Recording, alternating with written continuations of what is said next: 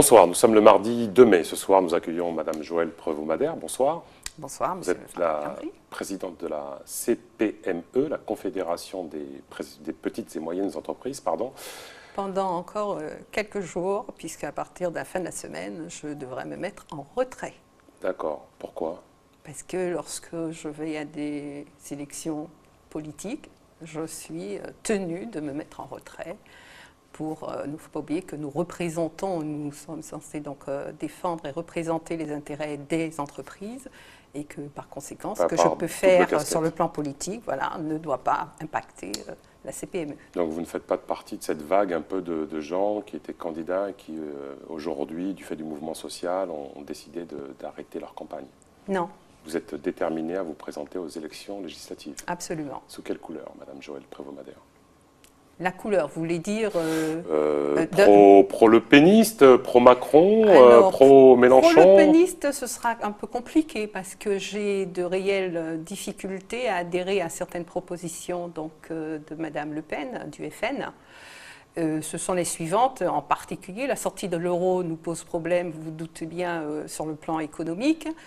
Ensuite, cet enfermement sur nous-mêmes, franco-français, posera problème sur le développement de toute industrie locale, parce qu'aucune industrialisation n'existe et ne se développe qu'en ne vendant sur son marché local, intérieur. Elle est obligée d'aller vers l'exportation, et à partir du moment où vous taxez tout produit importé d'autres pays, obligatoirement, vous avez le retour. Et le retour, c'est que vos exportations sont également taxées et ne sont pas concurrentielles. Ça, c'est l'aspect économique.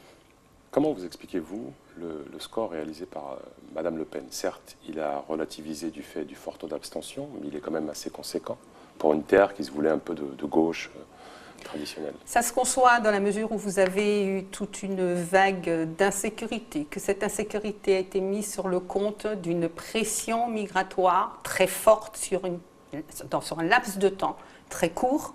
Donc, on pouvait entendre et comprendre, même dans mon entourage, bon nombre de personnes disaient aussi il y en a marre, j'ai essayé à droite, j'ai essayé à gauche, maintenant je vais essayer Marine Le Pen et nous verrons bien ce que ça donnera. Donc, cela ne me surprend pas outre mesure, surtout en particulier sur des territoires comme la Guyane. Donc pour l'instant, à l'heure où on se parle, vous partez aux élections législatives sans casquette politique, sans couleur politique? Mais écoutez, je vous ai dit les raisons pour lesquelles je ne pouvais effectivement adhérer à la politique du FN, sans oublier par exemple la proposition qu'ils font sur la suppression de l'aide médicale d'État pour les personnes qui seraient en situation irrégulière.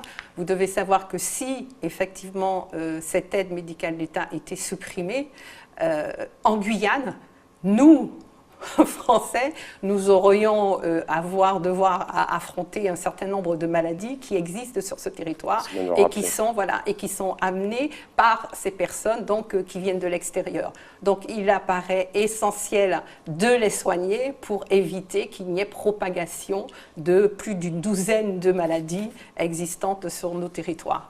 Donc vous avez à minima ces deux arguments. Maintenant, en face, ce que j'apprécie quand même particulièrement dans le programme de M. Macron, vous voyez, je parle en tant que chef d'entreprise, mais pourtant je trouve que c'est important qu'il propose d'augmenter le pouvoir d'achat du salarié en supprimant certaines charges sociales.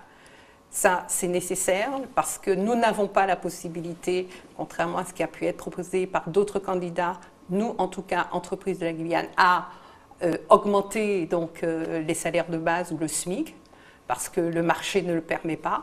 Et donc, pour moi, par contre, il apparaît quand même essentiel qu'il puisse y avoir une réponse sur cette problématique de pouvoir d'achat des salariés de l'entreprise. Maintenant, il y a d'autres également arguments qui concernent l'ensemble de la France et l'ensemble du territoire de la Guyane. Revenons au mouvement social historique qui a un petit peu secoué, d'aucuns diraient paralysé la Guyane. Vous étiez un des éléments moteurs. Et pourtant, au moment de la signature des accords dits de Guyane, aucun socio-pro à la table des signatures. Comment vous l'expliquez? Alors, il y a deux éléments. Un premier élément est que le collectif refusait que le pôle économique fasse partie des signataires de l'accord de la Guyane. Pour quelle raison? Parce que quelques jours auparavant, le pôle économique avait fait paraître sa position très ferme, donc cette fois donc, de retrait du collectif, malgré le fait que le pôle économique continuait à porter les demandes tout à fait légitimes, mais retrait par rapport à la proposition qui semblait encore se profiler, à savoir la prolongation des barrages et donc la mise en difficulté de l'économie de ce territoire. On est entre nous, les téléspectateurs ne sont pas là. Très franchement, entre le moment où vous avez communiqué sur cette demande de levée de barrage et le moment où l'accord a été signé, est-ce qu'il y a eu des avancées notables pour le territoire?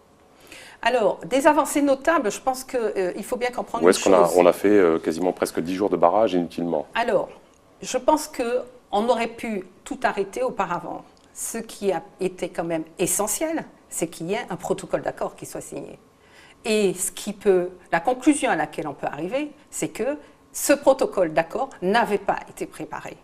Et que pour le préparer, il leur fallait encore, en tout cas c'est la conclusion à laquelle nous sommes arrivés, il leur fallait encore un certain nombre de jours de blocage pour pouvoir préparer ce protocole d'accord et arriver à le faire signer. Maintenant, deuxième raison pour laquelle, en tout cas certains d'entre nous n'étaient pas favorables à la signature de ce protocole d'accord, c'est parce que sur le plan légal, il n'était pas tout à fait bien borné pour avoir la certitude que le prochain gouvernement en tiendrait bien compte. Dès le week-end où les ministres étaient présents, certains ont évoqué un problème d'expertise de la part de certains membres de collectifs qui étaient un peu dispatchés dans les différents ateliers. Vous avez senti ce problème d'expertise? Écoutez, en fait, c'est vrai que ce qui a été dit, c'est que... C'est dommage qu'il n'y ait pas eu, par exemple, des élus, des hauts fonctionnaires pour vous accompagner. Oui, mais bon, il faut bien savoir, vous vous rappelez quand même que les élus ont été écartés dès le départ. Ça, c'est un. C'est vrai que... C'était la volonté de qui, ça? Pas du pôle économique. Je vous rappelle quand même que cette situation et ce mouvement commencent par l'intervention du monde économique lors de la conférence de Carthagène. Donc c'est nous. Mais nous disions, nous ne souhaitions pas bloquer ni l'économie, ni la population. La créature a échappé à ses créateurs? Alors, échappe à ses créateurs, non. Il ne s'agit pas de ça. C'est que lorsque ensuite vous avez... Un mouvement de fond qui arrive. Oui, en fait, différents autres pôles. Vous aviez donc les 500 frères qui rentraient dans la course. Donc vous aviez le pôle santé qui, depuis un moment déjà, attirait l'attention et de façon tout à fait juste sur les revendications qu'ils portent. La santé, vous aviez l'éducation et tout. Donc à partir du moment où vous aviez tous les autres secteurs concernés par, justement, par le retard, mais surtout par le fait qu'on tire la sonnette d'alarme, enfin, une fois pour toutes. Tout le monde parle, tout le monde s'exprime et tout le monde exprime son ras-le-bol de la situation qui se vit, non pas ressentie, qui se vit sur ce territoire. Évidemment, on ne pouvait qu'imaginer que cela conduirait à une situation difficile à un moment, parce que lorsque vous avez beaucoup de demandes, obligatoirement, le temps de répondre à toutes ces demandes fait que vous vous retrouvez avec des blocages beaucoup trop longs. Le format de l'émission est court. On va se revoir dans le cadre de la campagne pour les législatives. Une petite question qui me tarabuste. Le bus utilisé par les 500 frères, c'est un de vos bus? Pas du tout. Tous mes bus sont marqués. D'accord. Donc, alors ce n'est pas par absence de volonté, je n'ai pas été contactée, sollicitée pour cela, et donc aucun de mes bus n'a eu à transporter les 500 frères, tout simplement. ATV fait taire les rumeurs. Merci beaucoup, Madame Joëlle Prévost-Madère. Je ne savais pas que cette rumeur existait. D'avoir participé à cette émission, nous nous reverrons. Merci les amis, soyez fidèles, à bientôt. À bientôt. Au revoir.